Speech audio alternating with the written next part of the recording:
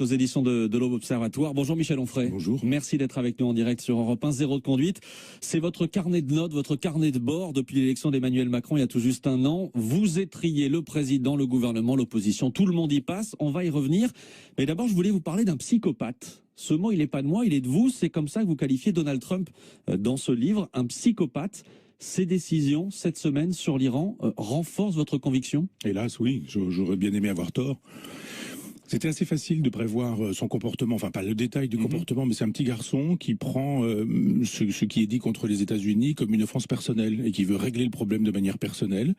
Et c'est terrible, quoi, parce qu'il faut du recul, il faut de la réflexion, il faut de la diplomatie, et il n'a pas tout ça. Le souci, c'est qu'en ayant ce genre de jugement, Trump est un psychopathe, ça empêche un peu tout débat. À partir du moment où il est malade, pourquoi parler avec lui ? Pourquoi parler de ses décisions, vu qu'elles ne sont pas rationnelles ?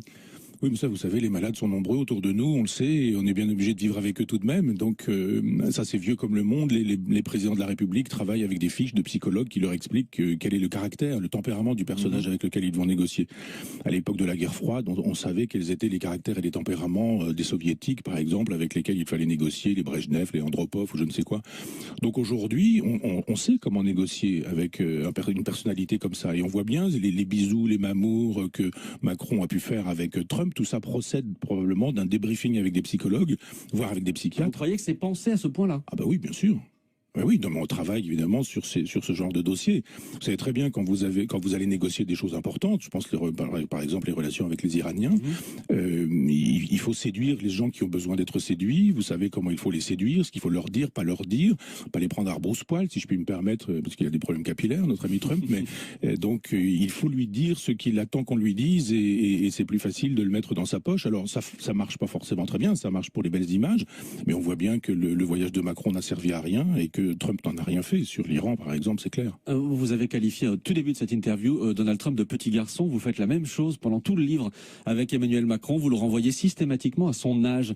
Vous le comparez à un petit garçon, donc à un gamin. Ce sont des mots que vous employez. Vous parlez de son comportement comme d'un comportement infantile.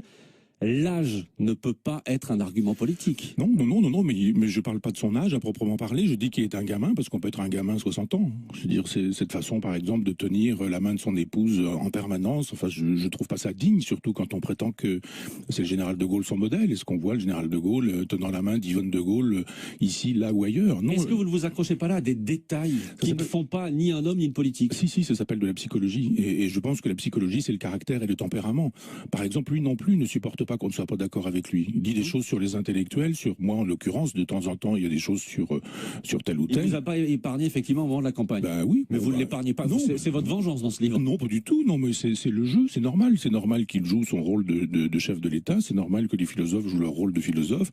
On est là pour faire pour du poil à gratter, ça me paraît évident. Mais c'est pas digne de la part d'un président de la République d'avoir des réponses un peu basses sur ce genre de choses, plutôt que d'attaquer les arguments. Parce que oui, bien sûr, vous avez vu, c'est quand même un livre qui est ironique, c'est un peu voltairien, c'est un peu dans l'esprit de Swift. Enfin, oui, il y a un pamphlet, c'est un pamphlet. Oui, voilà, pour le coup, ça c'est un pamphlet. C'est un pamphlet. C'était pas le cas. C'est pas un livre de philosophie.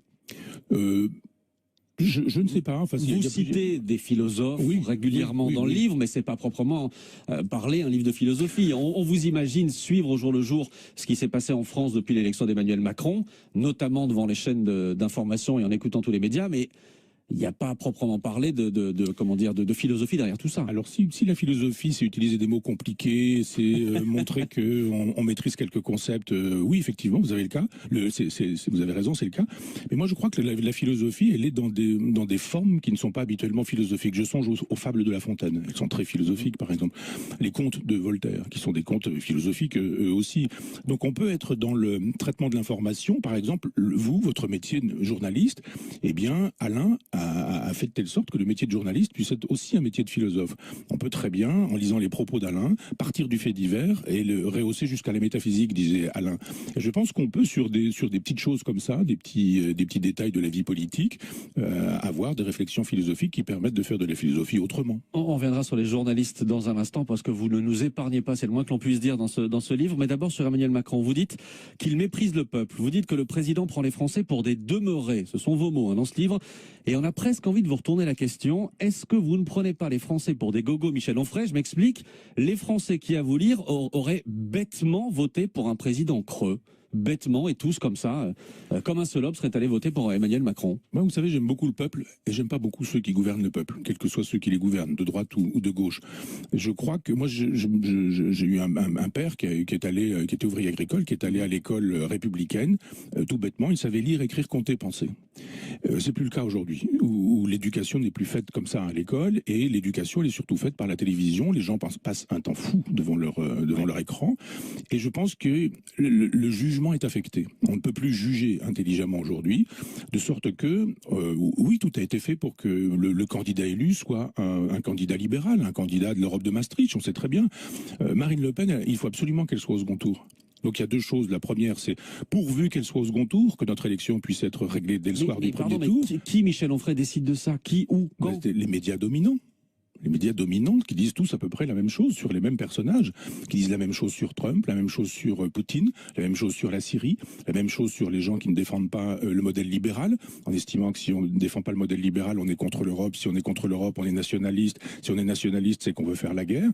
Enfin, toutes ces choses qui culpabilisent des gens qui, ne pouvant plus juger correctement, finissent par se trouver au bout du compte à voter pour Macron en disant mais on est en train de faire barrage au fascisme, et on se retrouve effectivement avec lui, ça aurait pu être avec un autre, pourvu qu'il défende exactement le même modèle. Le modèle, c'est le modèle maastrichtien, je dirais. Alors, les journalistes, la clique journalistique, c'est ce que vous employez comme mot également, sans les journalistes, Michel Onfray, vous n'auriez pas pu raconter dans ce livre, par exemple, toutes les affaires qui sont sorties avant l'élection, depuis l'élection, les soupçons qui ont pu peser sur Richard Ferrand, sur François Bayrou, etc. Merci la presse, non? Sans des journalistes, pas sans les journalistes, c'est-à-dire merci une certaine presse.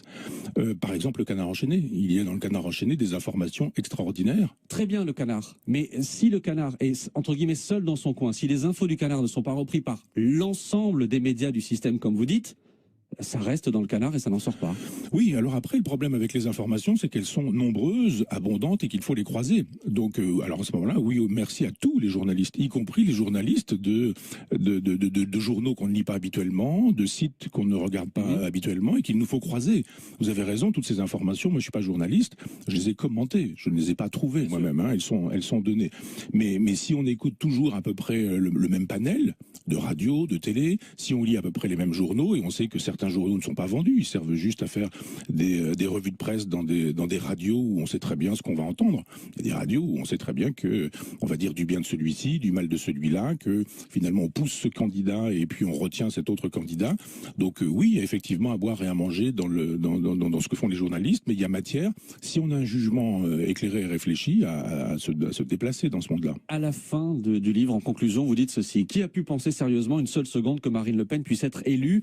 Or, voter pour un candidat unique, sous-entendu Emmanuel Macron, c'est le signe de la dictature. La démocratie est un lointain souvenir dans notre pays. Michel Onfray, vous pensez sérieusement que dans une dictature, vous pourriez venir le matin à la radio et dire tout ça sans risquer qu'on vienne vous arrêter à la sortie du studio? Si votre modèle de la dictature, c'est la dictature casquée, armée, bottée de Mussolini, de Franco, etc., oui, vous avez raison, ça n'est pas une dictature. Mais regardez 1984 d'Orwell, tout est fait effectivement pour que vous ayez à penser ce que vous pensez. Et je pense qu'il y a des dictatures qui peuvent effectivement fonctionner. Les dictatures, le mot, il est terrible. Mais oui, mais Emmanuel Macron n'a pas volé son élection. Je dis pas qu'il l'a volée, je dis qu'elle a été fabriquée et qu'il y a un certain nombre de gens qui se sont fait avoir. D'ailleurs, ils sont aujourd'hui dans la rue. Hein. La dictature, elle a changé de visage. Vous avez des dictatures qui disent, mais regardez, nous invitons nos opposants, c'est bien la preuve que nous sommes des démocrates. Mais la démocratie, ce serait que des candidats qui puissent mettre à mal le modèle maastrichtien puissent être élus aujourd'hui président de la République. Ça n'est pas le cas. Ça n'est pas le cas, ce ne sera jamais le cas. Je lisais l'autre jour un texte d'Attali qui disait « Mais moi j'ai contribué à la rédaction du traité de Maastricht, nous avons oublié, disait-il en plaisantant, nous avons oublié l'article qui permettait ou qui permettrait de sortir du traité de Maastricht. » C'est terrible de la part de quelqu'un qui nous dit « On a tout verrouillé, maintenant qu'ils sont entrés dans le traité de Maastricht, et ils ne pourront plus en sortir. » Regardez, quand nous avons, je dis nous parce que moi j'ai voté contre le traité européen, quand les Français ont voté contre, on leur a dit « Vous l'aurez quand même ». C'est pas une démocratie. Une démocratie qui nous dit, vous allez voter dans un référendum, on vous demande votre avis, et quand vous avez donné votre avis et que vous ne voulez pas de l'Europe, qu'est-ce qu'on vous dit? On vous dit, vous l'aurez quand même. Et vous donnez un autre exemple, c'est Notre-Dame-des-Landes. Et il y a une dernière chose sur laquelle je voulais vous interroger, c'est vraiment la toute fin, c'est peut-être même la dernière phrase du livre. Vous dites qu'il y a un signe d'espoir. Il y a un espoir quand même, ce sont ceux qui votent blanc et les abstentionnistes. Pour vous, l'espoir français, il est là aujourd'hui? Oui, parce que ce sont des gens qui ont compris effectivement les modalités de ce qu'on peut appeler, allons-y, cette tyrannie nouvelle, ou cette tyrannie postmoderne, une dictature qui n'est ni armée, ni casquée, ni bottée, mais qui est faite pour rentrer dans le cerveau des gens. Les enfants à l'école sont formatés. Ils ne savent pas lire, écrire, compter, penser, mais globalement, ils sont à 10 ans capables de vous ressortir un certain nombre d'informations parce qu'ils disent qu'ils pensent par eux-mêmes, alors qu'il y a eu un formatage intellectuel. Zéro de conduite aux éditions de l'Observatoire.